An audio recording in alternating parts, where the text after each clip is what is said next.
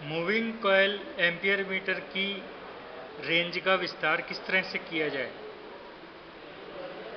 इसके लिए जो है हम शंट प्रतिरोध का प्रयोग करते हैं। शंट प्रतिरोध जो है वो इस तरह का हो सकता है या इस तरह का हो सकता है। शंट प्रतिरोध को हम एम्पियर मीटर के समानांतर क्रम में जोड़ देते हैं इस तरह से। ये शंट प्रतिरोध है।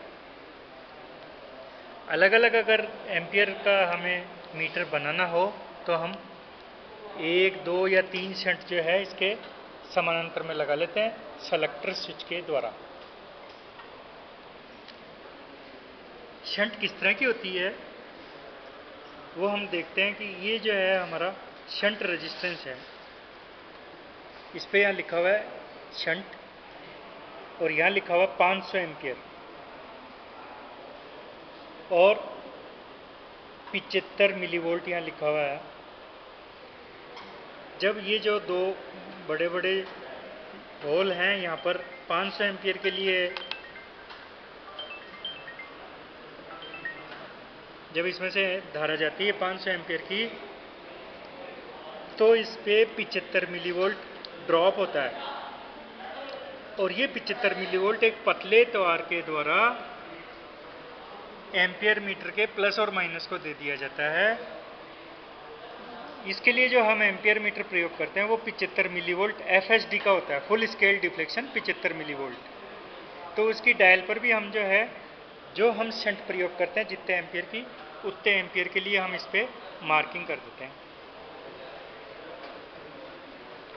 जीरो एडजस्टमेंट करने के लिए यहाँ पर एक स्क्रू होता है, इसको देख करके हम जो है जीरो एडजस्ट कर सकते हैं।